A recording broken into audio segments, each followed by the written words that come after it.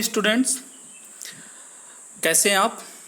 मस्त रहिए, स्वस्थ रहिए, घर पे रहिए। ये लॉकडाउन का चौथा चरण चल रहा है और दोपहर का समय है, 1 बज रहे हैं। धूप काफ़ी बाहर है। आज हम फिजिक्स में चैप्टर फर्स्ट इलेक्ट्रिक चार्ज और फील्ड में आज टॉपिक लेके आए Coulomb's law in vector form. जैसा कि हमने पिछले वीडियो में देखा है कि कूलॉम्स लॉ के बारे में हमने बताया था और absolute permittivity of the free space और डाइलेक्ट्रिक कांस्टेंट के बारे में हमने डिस्कस किया था। तो आज हम टॉपिक में Coulomb's law in vector form के बारे में डिस्कस करेंगे। तो Coulomb's law in vector form में इसको बताएं कि कूलॉम्स लॉ वेक्टर फॉर्म में कैसा होता है। तो मान लीजिए कंसिडर 2 लाइक चार्ज, मान लीजिए 2 like charges Q1 and Q2। एक चार्ज है Q1, दूसरा चार्ज है Q2। Is it clear? Like charge का मतलब ये हुआ कि दोनों पॉजिटिव हो सकते हैं या दोनों निगेटिव हो सकते हैं। तो जब लाइक चार्ज है तो उन दोनों के बीच जो फोर्स अप्लाइड होगा वो कैसा फोर्स अप्लाइड होगा? That is the repulsive force applied होगा। वे दोनों एक दूसरे को क्या करेंगे? रिपेल करेंगे। माने Q1 Q2 जो होंगे एक दूसरे को क्या करेंगे? रिपेल करेंगे। ओके। और सपोज दैट कि ये दोनों वैक्यूम में रखे हैं। दोनों चार्ज को कहां पर रखा गया? वैक्यूम। वैक्यूम मींस जहां पर कोई एयर ना हो, there is no air. Okay. और situated at the point, charge Q1 को एट पॉइंट A पर और चार्ज Q2 को एट पॉइंट B पर सिचुएट किया गया है और दोनों के बीच की जो डिस्टेंस है वो क्या है? R है। तो according to Coulomb's law, Coulomb's law के अकॉर्डिंग हमने समझा था कि according to Coulomb's law the force applied between 2 charges is directly proportional to the product of charges and inversely proportional to the square of distance between them. Okay. तो according to Coulomb's law हम समझे, according to Coulomb's law the magnitude of force on charge Q1 पर force का जो magnitude होगा according to Coulomb's law due to Q2 के कारण, और we can say R on charge Q2 पर ड्यू टू Q1 के कारण जो चार्ज होगा। माने Q1 के कारण Q2 पर जो फोर्स का मैग्नीट्यूड होगा अकॉर्डिंग टू कूलॉम्स लॉ, उसे हम जानेंगे कि वो क्या होगा।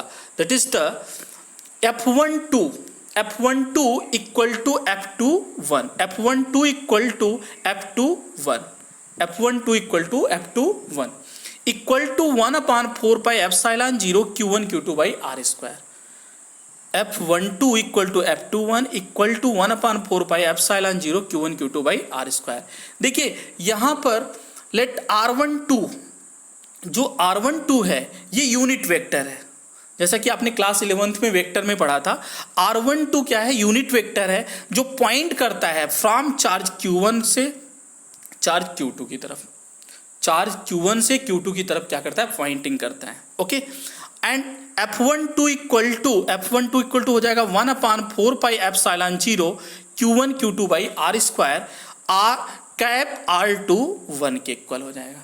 F12 इक्वल होगा 1/4πε0 Q1 Q2 by R square cap R21। ये यूनिट वेक्टर हो गया।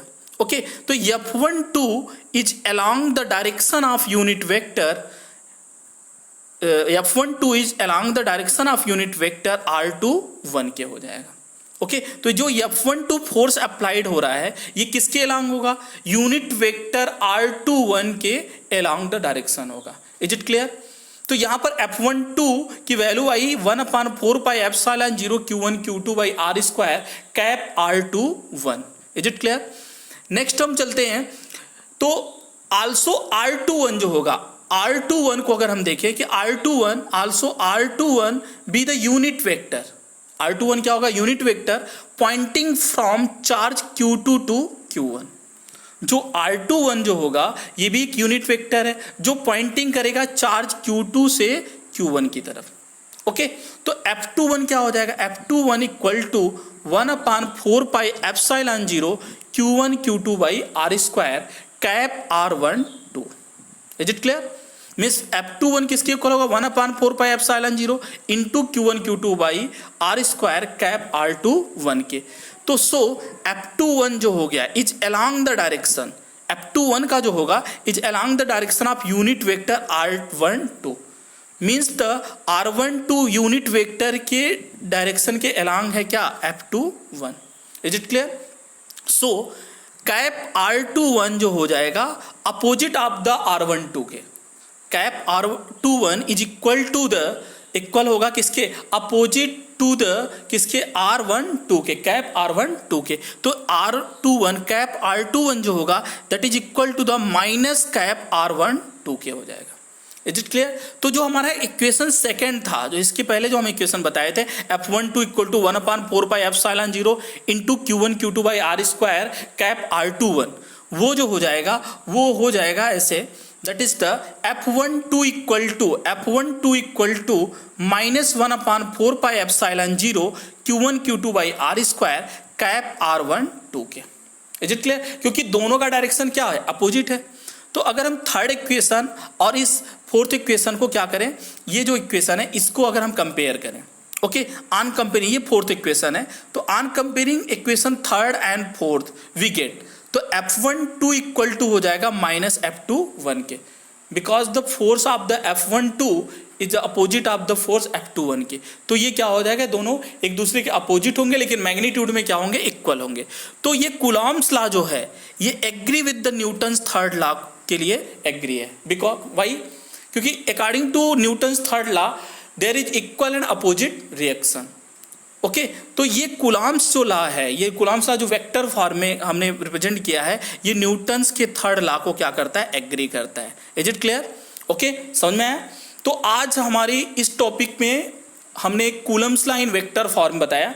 अगर आपको समझ में नहीं आया वो टॉपिक तो फिर से आप पूछ सकते हैं। ओके, तब तक के लिए धन्यवाद। घर पे रहिए, मस्त रहिए, स्वस्थ रहिए, आनंदित रहिए और अच्छे से अपना ख्याल रखिए। Okay, bye.